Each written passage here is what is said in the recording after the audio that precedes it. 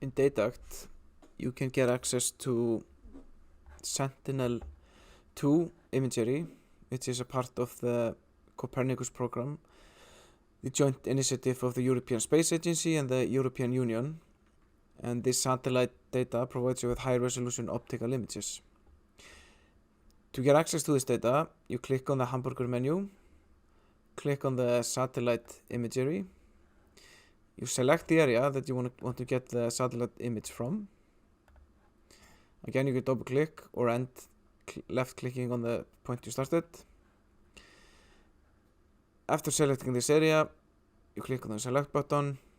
You can choose different types or like analysis on the Sentinel data. Here we have selected the RGB.